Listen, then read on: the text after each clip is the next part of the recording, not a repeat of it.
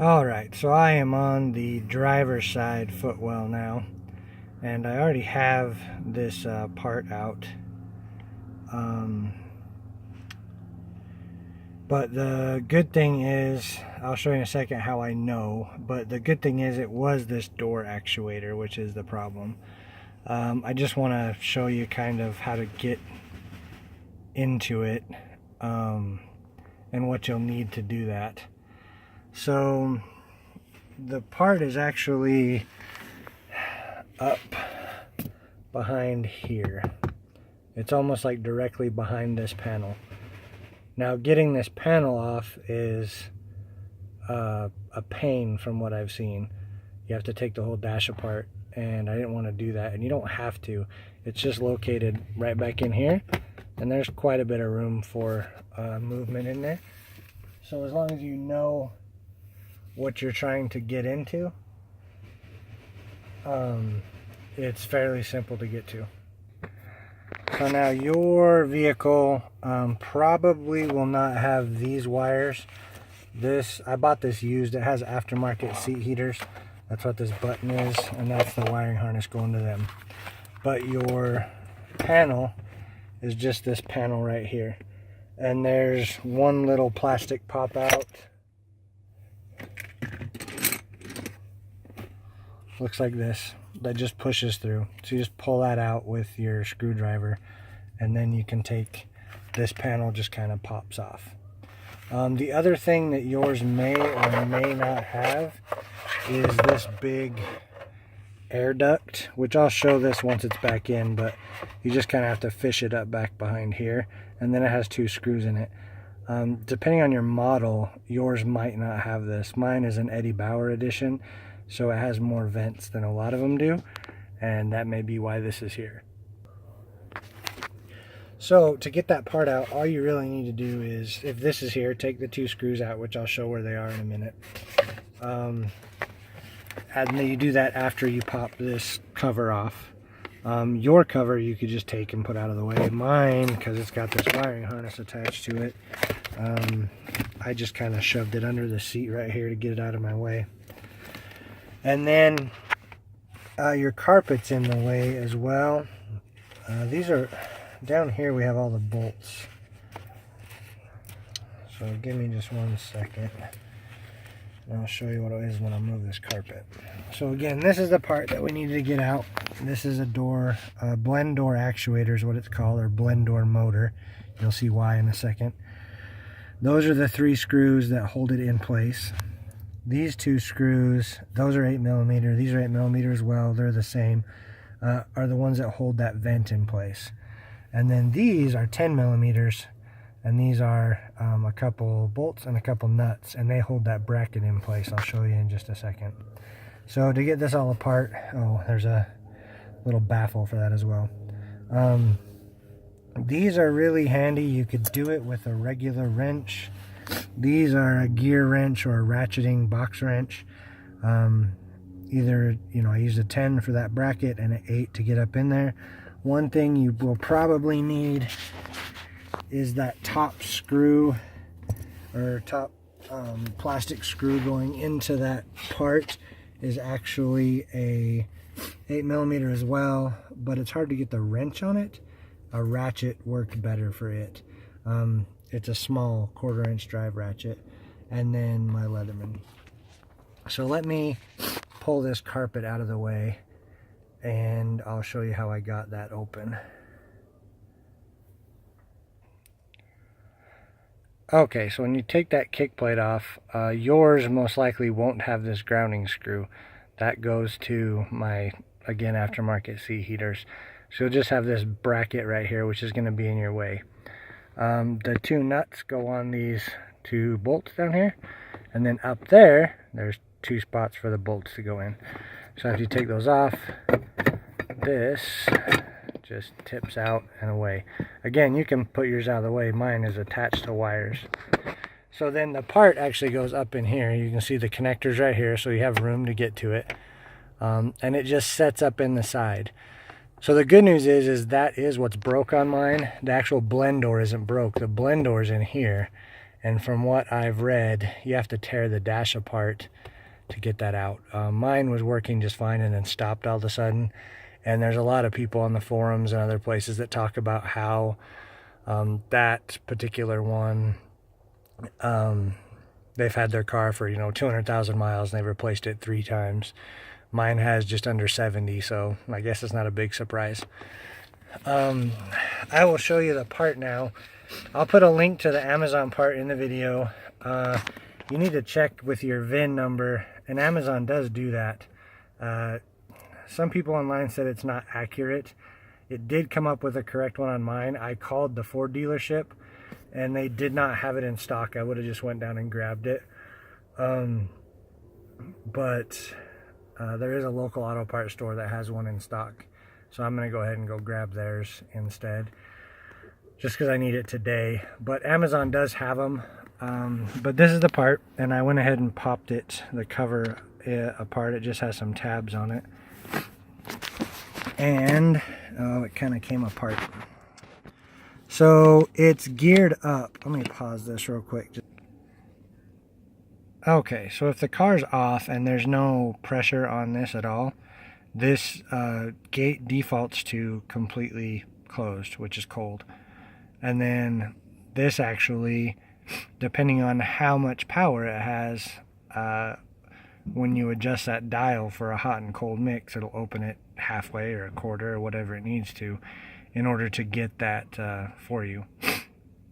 So what happens is, it is a small motor, but that's actually not what the problem is. Depending on how good my camera's picking this up, you may already be able to see it. Mine just made this thump, thump, thump noise. So you can see this is turning fine, but it's not turning that gear. So we'll pop that out of the way. The teeth are broken off of that smaller gear right there. You can actually see one of the teeth laying down there on the plastic. So it's not engaging and opening that in order for me to get hot air. And since it's cold outside now, that's kind of a pain. So that little gear has failed and I need to get a new one. So I'm going to head down to the parts store and get it, and then after that I'll get all this put back together and get a few more shots of how it looks so that you can see how it gets apart. There's not really a way for me to show you how to put that part in, just because, like I said, it's up underneath that panel. But it's not really hard to get out. You can feel it. Once you know what you're feeling for, you can feel it. It's right inside that panel, and I'll try and kind of get a picture of it so you know what it is after that. So I'll be back in just a few. Alright, so that is looking up at the actuator, the new one I put in. It's black versus the clear one that was in there. Trying to hold the camera so I can get back up in there.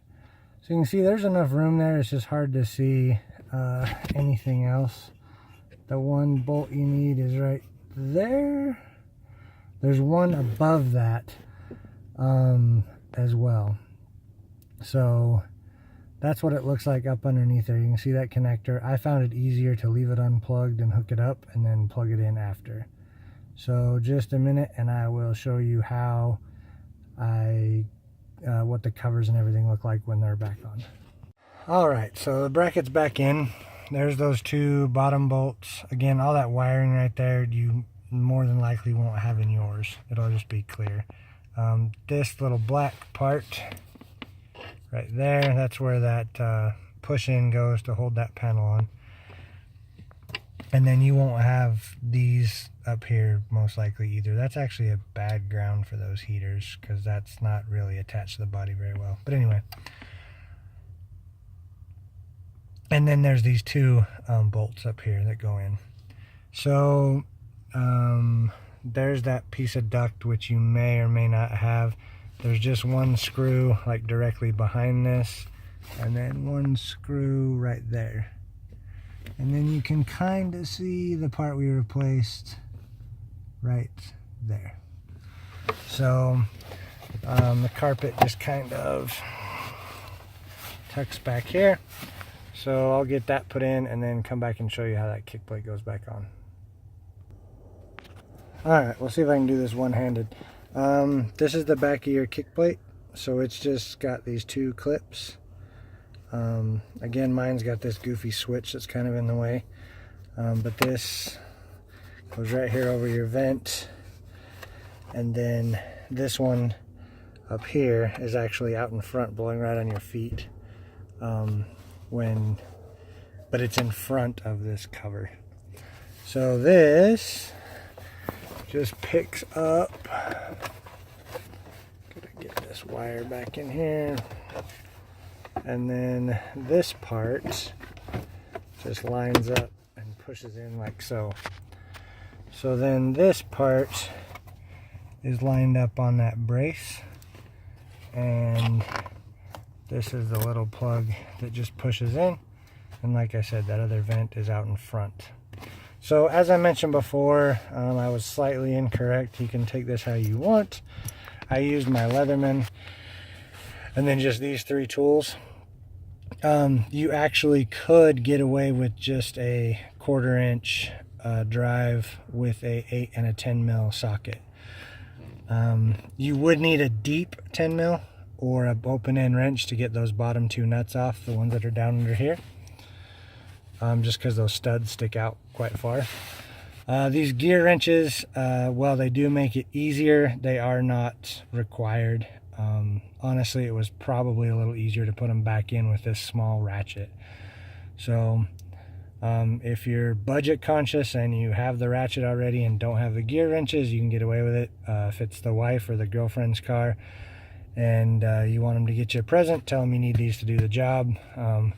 A set of them is about 20 bucks or so, and they actually between 20 and 40 depending on how good a quality you get. And with the sales coming up, you know, around Black Friday, you can get a good deal on those. So those are handy, but they're not necessary. You would need 1/4 inch drive. That anything much bigger than this is not going to fit up in there.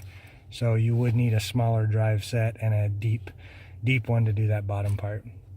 So give me just a sec. I will get my keys fired up and we'll make sure we don't have that annoying click, click, click anymore. Alright, it's getting dark early on me here, so let's fire this up and see what we got. Almost due for the oil change. Okay, so let's turn the AC off. Got my foot on the brake, so now, before, all I get was cold air. And if this part works, that's not the problem. It's this that controls that actuator. So now, turn that over to middle. I don't hear anything, which is actually probably a good thing.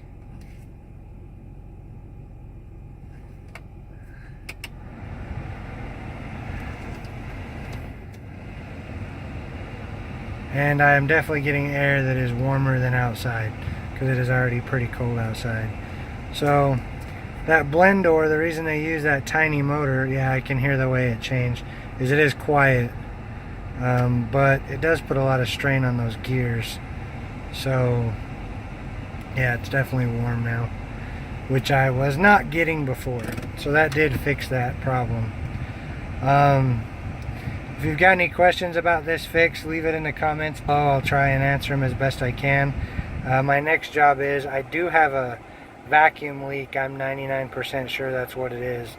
Somewhere over, turn that down, somewhere over in the passenger side footwell, which is where the blower motor and that vacuum canister are.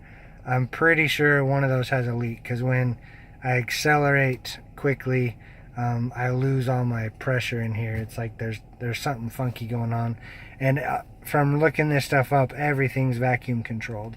So the only other thing I would say is that part, it is VIN specific. So if you go somewhere to get a part and all they have is they just want the year, make, and model, be a little leery if you're getting the same part. I would definitely pull yours out before you go in so you can make sure it matches up, because there are like the auto ones that have the digital output right here. This is gone, and there's like a digital display, so you can set a specific heat for passenger and driver. That's going to have a different door blend. It may have one on both sides actually, but anyway, it's going to be different. So make sure that you get the VIN specific one, but in general they are all located right down there, and they shouldn't be too hard to change.